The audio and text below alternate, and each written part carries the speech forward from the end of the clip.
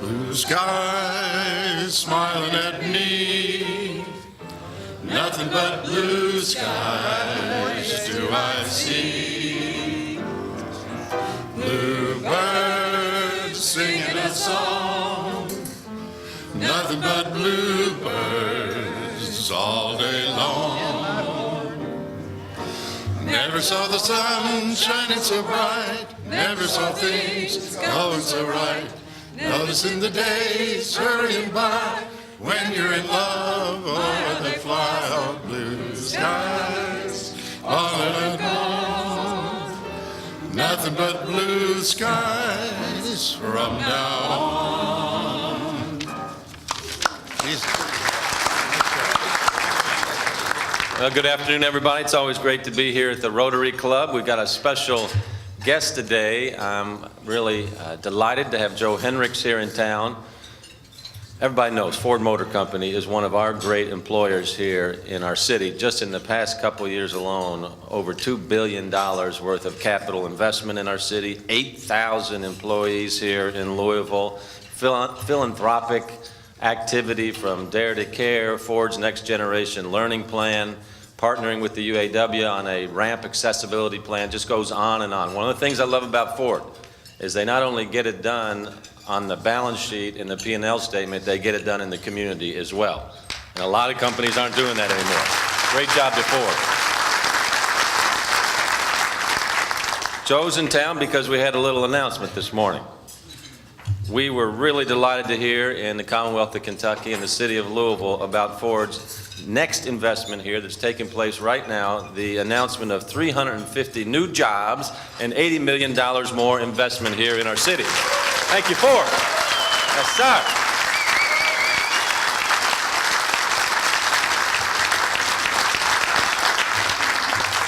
So we love the whole Ford team, and Joe's going to introduce his team up here in a second as well. So we want to take advantage of Joe being here in town to get a broader perspective on what's happening in the world today, his thoughts on how we can continue the momentum that we're developing here in Louisville and the Louisville-Lexington area, the Beam region, on advanced manufacturing. As you all know, we're one of the leaders in the world in that area, and we intend to continue and build on that skill set that we have.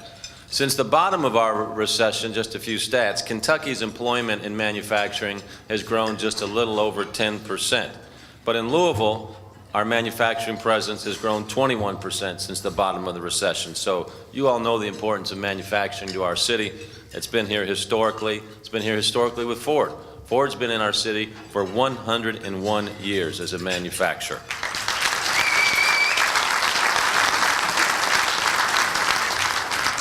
Joe's got a very unique perspective that he's going to share with us. You've heard me talk many times about building a great international city here in Louisville and the importance that all of our kids and all of our businesses think global, that if you can export, you got to export. If you're not, you're probably going out of business. So Joe has a very broad perspective he's going to share with us.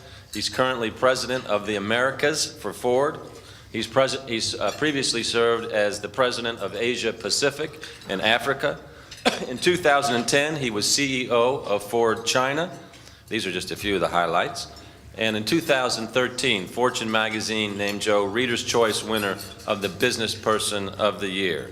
So it's a great honor to have Joe here with us today. He's a great leader, and I think one of the world's great companies. Please welcome Joe Henricks.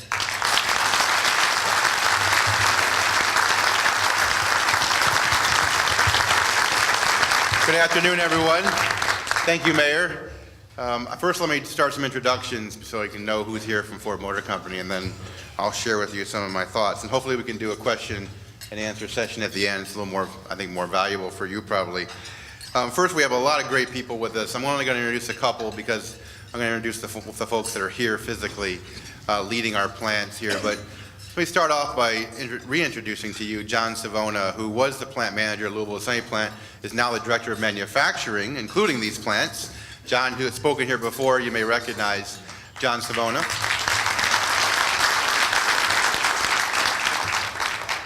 I happened to have John's job, or similar job, in 2003, 2004, and I had the great privilege of having Joe Bobner work for me as plant manager at the time. was St. Louis Assembly Plant. And then we asked him to come. I asked him to come to Louisville for the Louisville Assembly Plant, and he's now the plant manager of the Kentucky Truck Plant, Joe Bobner. I also had the good fortune during that time period to have Daryl work in my organization, but now he's come down to be the plant manager of the Louisville Assembly Plant, Daryl Sykes. Daryl?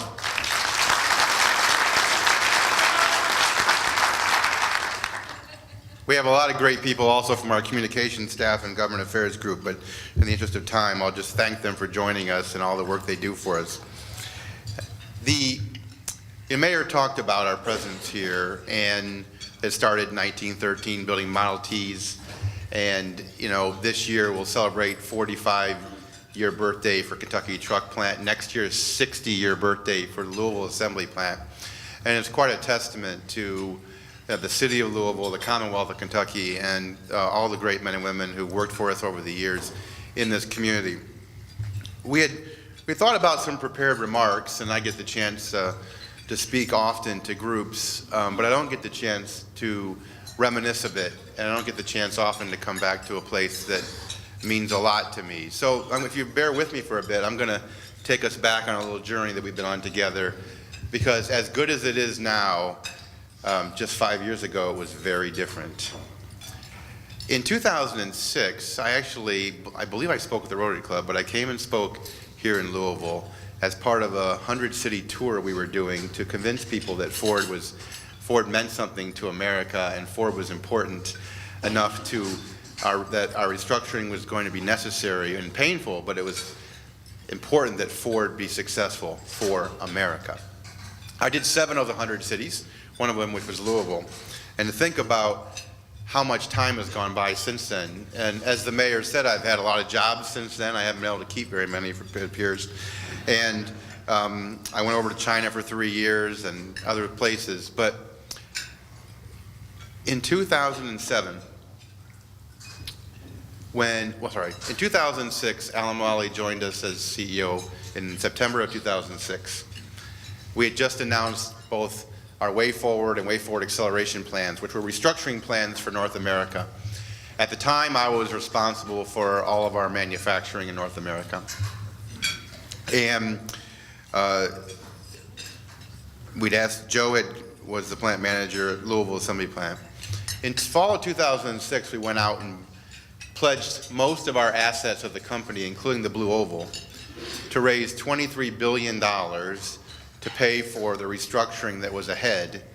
And we didn't have any idea Lehman Brothers and all that was going to happen. But the $23 billion we raised to restructure our business.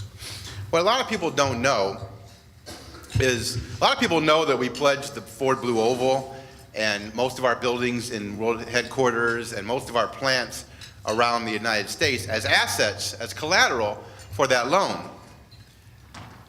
But not everybody knew, but some did, that we left off the asset list of that collateral certain plants because we didn't know, based on our plans, if they would be our assets to collateralize because of our plans to shut down.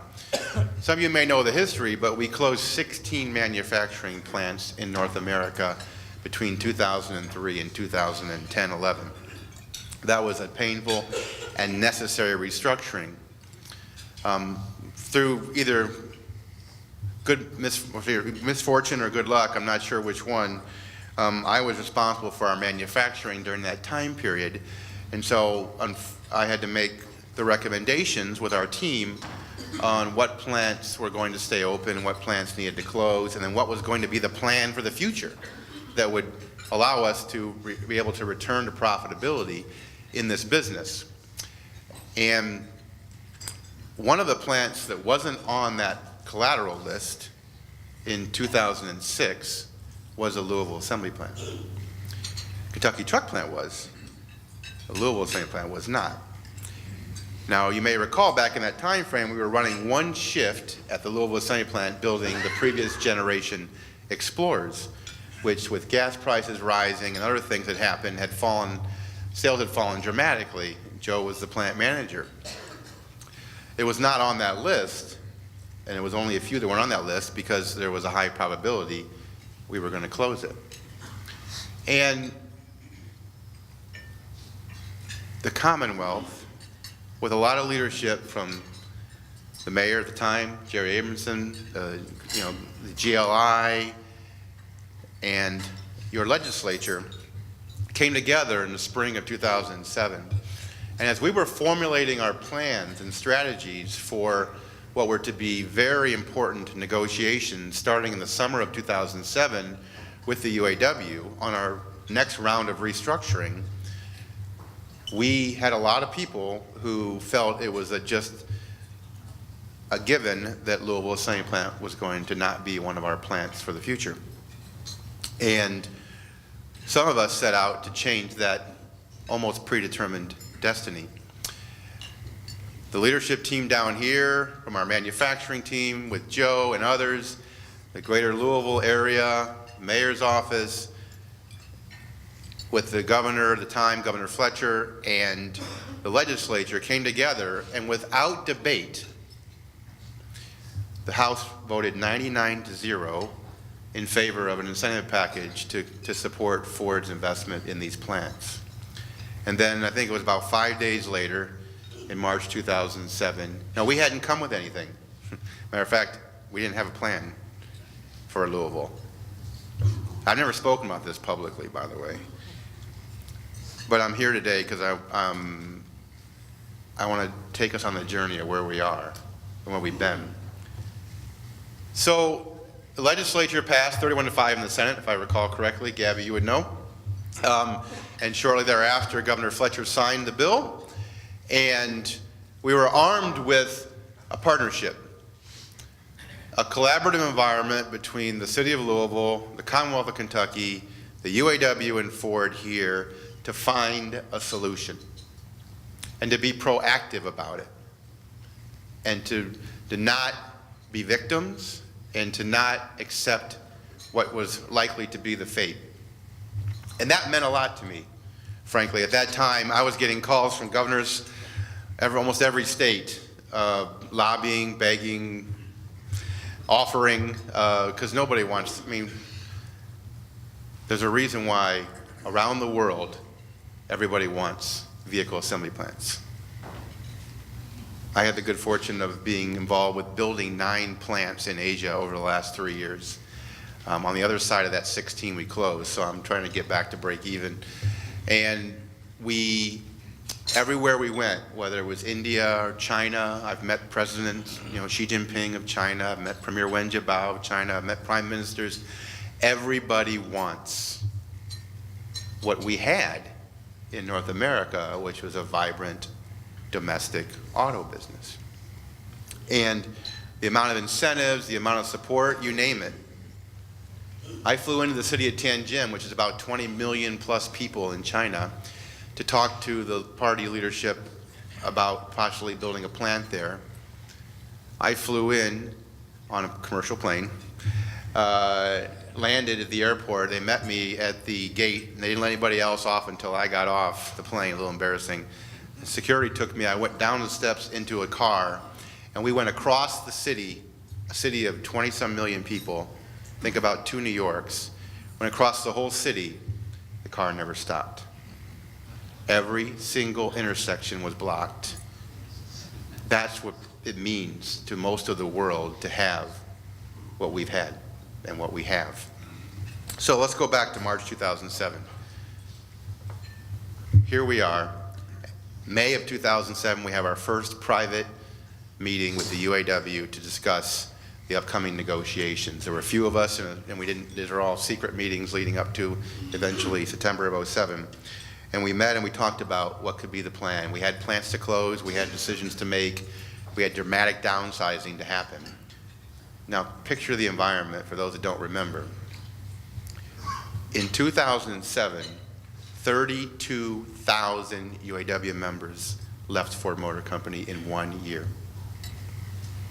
And somehow, magically, the UAW and Ford worked together at our plants that 32,000 people left, and we didn't lose 1 unit of production. Our quality and safety got better.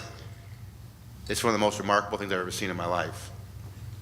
But that was the spirit of collaboration and cooperation during that time frame. And it was equally so here in the Commonwealth. So we went to work and we developed a plan that altered that preordained fate that Louisville Assembly Plant may have had. And we ultimately moved a lot of things around, starting with the first sequence of events was to move the Expedition Navigator out of Michigan Truck Plant to Kentucky Truck Plant, and asked Joe to lead that too. And that became the sequence of what happened. And then we had to basically free up a plant to convert and then close a plant. Free up a plant to convert and close a plant. And the whole sequence played out over many years. And a lot of things moved around. Explorer went from Louisville to Chicago. Escape went from Kansas City to Louisville Assembly Plant. Now, in 2008, Kentucky Truck Plant built 190,000 trucks. Last year built over 350,000. And we are going to get over 400,000 in the not too distant future. Louisville Assembly Plant, back in that time frame, was on one shift, actually laying people off every other week. We made $600+ million investment. We converted that plant to be one of our most modern plants in the world. And last year, built over 370,000 escapes at that plant. Now, you add those two together, and you recognize that in Louisville, Kentucky, Ford Motor Company built over 700,000 vehicles last year. Now, to put that in perspective, we built a little over 3 million in North America. So over 20% of our North American production was right here in Louisville.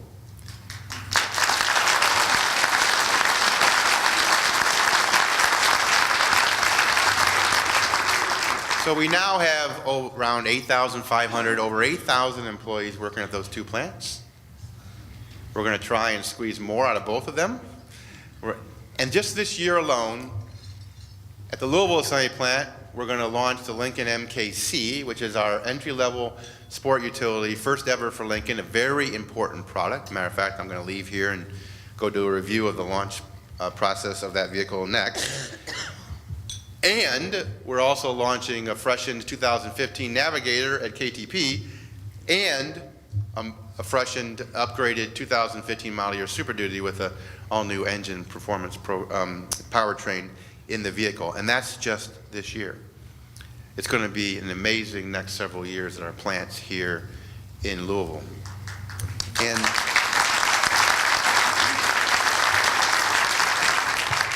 so I'm feeling a little nostalgic because in December of 2006, when we were in the middle of working through our whole restructuring plan, the Detroit Free Press did an article on me on my birthday, actually, and called me one part deity, one part Grim Reaper, in deciding what plants ultimately get recommended to close and what plants stay alive. I've never forgotten that because it's humbling to think about the magnitudes of what was taking place in that time period. Now, we fast forward to today. I haven't had a chance to get back to see the Louisville Assembly Plant since we made that plan, and I'm very proud of it. I get a chance to see it this afternoon for the first time since it's been completely redone. And I'm very proud of what the team has done to make that happen. But I go back to the spirit of collaboration and proactivity in the spring of 2007 with this GLI, with the mayor's office, with the legislature, with the governor's office. And I have to tell you, having been all over the world, I've always been very proud of the spirit of collaboration we have here in Louisville and in the Commonwealth when it comes to the public-private partnership. And the mayor mentioned it. This is how the world works, especially in big businesses like ours. Public-private partnership has to work collaboratively together for us to see the benefits that we're seeing. That's not just about incentives. They're an important piece of being competitive in the world today, but it's more about the spirit of openness, of collaboration, of dialogue, and of listening to each other to find solutions. Intelligent people with the same set of facts will ultimately come to the same set of conclusions if they listen to each other. And so I'm proud to say that I've been involved in it. I've seen it work firsthand, and I appreciate the continuation of that with Mayor Fisher's office and everything that we do today. The governor and lieutenant governor joined us, along with the mayor, for the announcement this morning. Great support, and we'll continue to have that spirit of collaboration. Now, I mentioned the over 8,000 jobs we have in Louisville. The multiplier effect in our industry is about 9 to 1, rough number, with jobs that come with vehicle assembly plant jobs. So that means another 72,000 people roughly are working because we're here. And those families and the community and all the restaurants and everything that goes on because of our presence here and the supply base in Kentucky. That's a big deal. And that's why we should never, ever take what we have for granted. Having been a part of watching so many people leave, having shaken people's hands the day the plant's closing, and the tears are in people's eyes, we never can take this industry and what we have for granted. In each community, when we close the Lorraine assembly plant, I'm from Ohio, by the way, and when we close the Lorraine assembly plant, which is outside of Cleveland, with the tax loss, the school district of Vermillion, which is the city of Lorraine, didn't have enough money.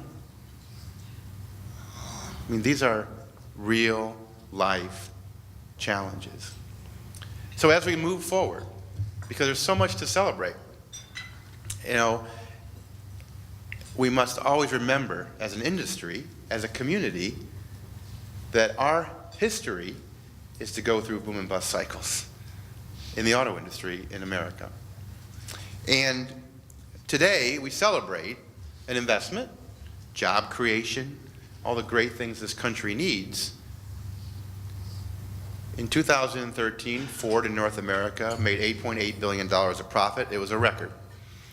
In 2013, our dealers made all-time record profits. And in March, we will pay our UAW employees an average of $8,800 profit sharing, also a record. That's profitable growth for everyone.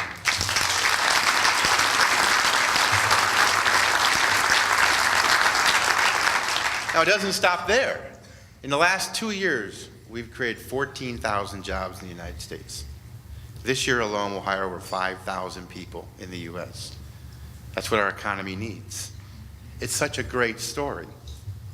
Ford Motor Company, pulling itself up by its bootstraps, not reliant on the government for a bailout, figuring out together with communities, with the unions, with our bondholders, with our suppliers, our dealers, everyone coming together to create a business now that grew market share more than anybody else last year in the U.S. and had the highest profit margin in North America. That's what happened in 5 short years. Because in January of 2009, if I would be standing here in front of you in January of 2009, and you all missed, some of you missed it, the stock was like $1.20 a share. And our market cap of our company was something like $6 billion. Ford Motor Company, $6 billion. I mean, some .coms have an idea and they're a $6 billion company. Now, that's multiplied by more than 10 now, back to where it should be. But part of the responsibility and the privilege and honor I have in this position is to make sure we don't go through those cycles. But it's also important to thank all of those people who helped us get to where we are today. And yes, the union partners, our employees, those are obviously where to start because we wouldn't be here without them. But communities rallied behind us, and probably none so much as what we saw here. And that's something to be very proud of. It's something that still resonates, and it's still the spirit by which we work together in this community and in this Commonwealth. And I hope that 5 years from now, 10 years from now, 20 years from now, we're still celebrating growth and prosperity for Ford Motor Company in the Louisville community, because that's how it should be. That should be our goal, working together. Now, we have a lot going on. In this year alone, we're going to launch 16 new vehicles in North America. In our 111-year history, we've never launched that many in North America. So, you know, my hair is graying a little bit.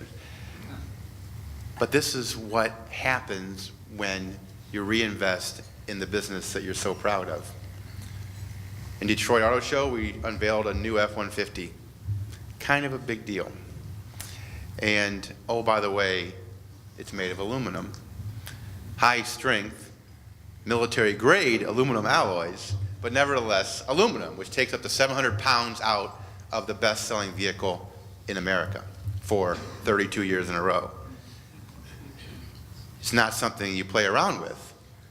I've heard that trucks are pretty important to Ford. That's what they tell me. 30% of our volume in North America is F-Series trucks. You make 10% of them, roughly, here in Kentucky Truck Plant, 10% of our total volume. And Super Duty trucks are a big deal. So adding capacity is a testament to what's going on to the underlying economy in America. We're seeing growth. We're seeing growth in the housing market, oil, construction, and those where people do real hard work. And what do real hard working people need? Trucks. And who sells more trucks than anybody? Ford, thankfully. And we intend to keep it that way. But some would say you're taking a risk. You're betting the franchise. You're going all aluminum on an F-150 truck. It's going to be the strongest, most capable, best truck we've ever made. And oh, by the way, be most fuel efficient. And it looks good too, which always helps. But leaders lead, right? Just like in spring of 2007, we could all be resigned to our fate, or we can say, you know what? Let's do something about it. Well, we've been the #1 selling vehicle in the United States for 32 straight years, and we're going to change the game, because that's what America's about. Innovation, leadership, never standing still, not being content with the status quo. And that's what's so exciting about Ford Motor Company today. And that's what's so exciting to be a part of this community and what you're going to see from us over the next several years. Not just here, but around the world. We grew 50% in China last year. In 3 years, we doubled our market share in China. We went from 14th in market share to around 5th or 6th in 2 years. Because after the restructuring, we could focus on it. And I learned Mandarin. And when you get down to it, it's a great story about America. I lived in Elizabethtown for a year, worked at Ambrake when I was in General Motors. First 10 years of my career, I worked for General Motors, and I worked in 1991-92 in Elizabethtown, Kentucky, in Ambrake, which is a part of Akebono now. The joint venture that GM had with Akebono Brake, makes brakes for a lot of the auto manufacturers. And my wife, Maria, we were just married about a year, and out of college, 2 years out of college. We were just married for a year. We came down here, lived in Elizabethtown, and Maria was managed the second floor of Lazarus at the Oxmoor Mall. Remember Lazarus? I know there's been changed a bunch of times in names, but it's still there. And we all know Oxmoor Mall is still there. So we have a little bit of connection to your community. It's one of the 7 states we lived in, plus China and Canada. You move around a little bit in these jobs sometimes. But we enjoyed our time down here. And I was heartbroken to find out that maybe Denny Crum's also equally heartbroken that they closed Johnny's restaurant. I used to come there all the time. I asked Joe, and he's like, oh, well, you know, it's closed. I used to get a good steak there. But I want you all to know that what we went through together, and maybe some of you weren't directly involved, but you elect your politicians, and if you're in this community, you're a part of the Ford family.